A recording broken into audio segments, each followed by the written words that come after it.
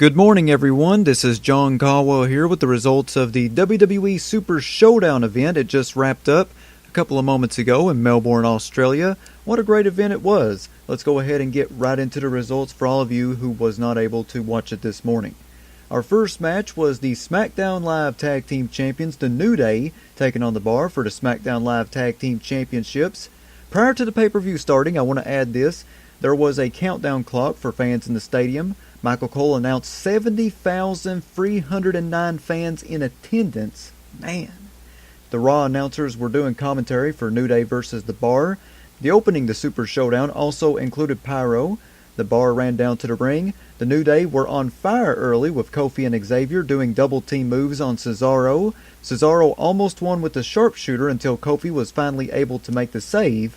Cesaro attempted to use the ropes to save, but Kofi once again made the save. Kofi and Xavier did a double foot stomp / backstabber combo, and Kofi pinned Cesaro for the victory. So the New Day are still your SmackDown Live Tag Team Champions. Our next match was a match I was excited for. The SmackDown Live Women's Champion Becky Lynch taking on Charlotte Flair for the SmackDown Live Women's Championship. Becky made her entrance as Charlotte was still walking to the ring. The match video package was shown after Becky made her entrance. There were "Let's Go Becky" chants right off the bat. It was a very back and forth match, and Becky didn't really get heat on Charlotte in a standard heel versus face match. Becky did attempt to leave with her title at one point, but was stopped by Charlotte. Charlotte hit a big spear that Becky kicked out of. Charlotte hit a second one and put on the figure 4. When Charlotte went for the figure 8, Becky used the title for the disqualification. Charlotte attacked Becky after the match, and Becky fought back and hit an exploder suplex on the floor. So Becky Lynch is still your SmackDown Live Women's Champion. Our next match was John Cena and Bobby Lashley taking on Elias and Kevin Owens. Elias and Owens did their pre-match segment with Elias playing Thunderstruck by AC/DC on his guitar, which I gotta say was incredible. Leo Rush did not come out with Lashley. Cena came out with new merchandise and had his hair grown out a bit. Lashley and Owens started, but Owens immediately tagged to Elias. Lashley was in the entire match until Cena made the hot tag. Cena hit his patented 5 moves of doom and then his 6th move of doom, which was like a lightning punch, on Elias and scored the victory. After the match, Cena cut a promo and said WWE would always be his home. Cena thanked the fans in Australia for allowing him to perform. Our next match was the Iconics taking on Asuka and Naomi. The Iconics cut a pre-match promo and said how happy they were to be in their home country of Australia. Asuka and Naomi danced together before the match. Asuka's hair was feeling the glow. Corey Graves had a good line when he said, "I don't know how this bodes for Asuka's career. I like when she used to just kick people really hard and not dance quite as much." The Iconics worked the matches as heels. Naomi got the hot tag, but there was no reaction. Iconics hit a double team move on Naomi and scored the victory. Our next match was for the WWE Championship between the WWE Champion, the Phenomenal One, AJ Styles, and the Samoan Submission Machine, Samoa Joe. Joe waited for AJ Styles outside the ring, and the brawl started before the bell even rang. Styles was on fire early, but Joe was able to gain control. Joe brought a chair into the ring, but Styles drop-kicked it into Joe's face. Joe slammed Styles into the chair for a near fall and then brought out a table.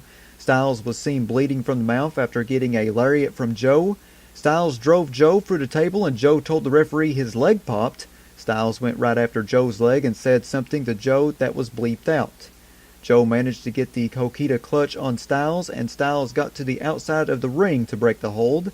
Styles hit a springboard 450 to Joe's knee. Joe went for the muscle buster, but his knee gave out. Styles got the calf crusher on, and Joe tapped out. So there you have it. The Phenomenal One, AJ Styles, is still your WWE Champion. Our next match was the Bella Twins and the Raw Women's Champion Rowdy Ronda Rousey taking on the Riot Squad. Nikki and Ruby started things off in the match. Brie and Liv went at it, and Brie grabbed Liv by the tongue at one point. Brie yelled Brie mode and got some boos from the crowd. Nikki worked most of the match for her team before Ronda got the hot tag. Ronda took out all 3 Riot Squad members. Liv saved Ronda from getting the armbar on Sarah.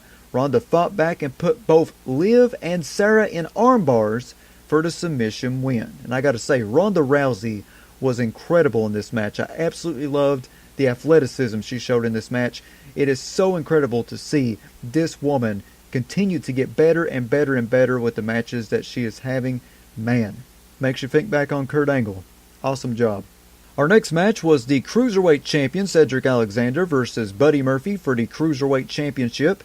The announcers made a big deal about Murphy being in his hometown of Melbourne, Australia. Murphy hit a knee right off the bat and got a near fall. Alexander went to the outside and Murphy hit a big dive. There were "Let's Go Buddy" chants from the crowd. Cedric Alexander hit a Michinoku driver from the top rope for a near fall. Alexander got several more near falls, including a lumbar check, but Murphy kicked out. Murphy fought back and hit the Murphy's Law to win the championship. Murphy had an emotional celebration after the match. Big congratulations to Buddy Murphy for becoming the brand new Cruiserweight Champion. You definitely deserve it, man. Our next match was The Shield taking on the Dogs of War. The Shield got a lengthy entrance and they were wearing masks. The Shield surrounded the ring and all 6 guys started fighting. The Shield attempted to put Strowman through the announce table but were stopped by Ziggler and McIntyre. The match finally got going and the announcers brought up the storyline about Dolph Ziggler wanting to prove that he's not the weak link. Rollins took much of the punishment until Strowman went for a top rope splash and missed.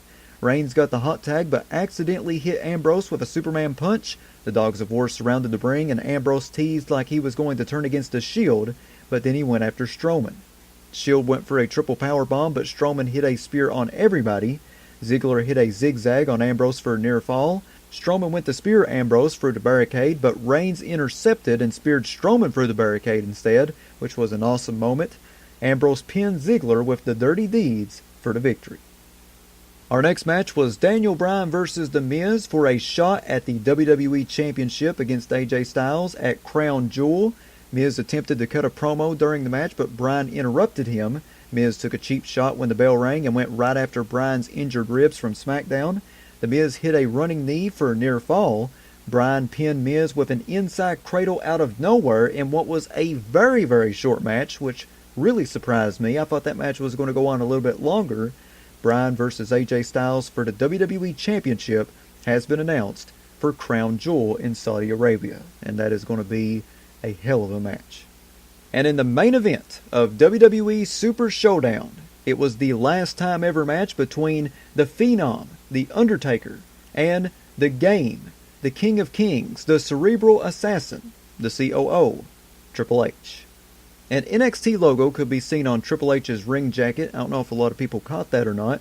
Undertaker had his elaborate entrance complete with fire pyro like always.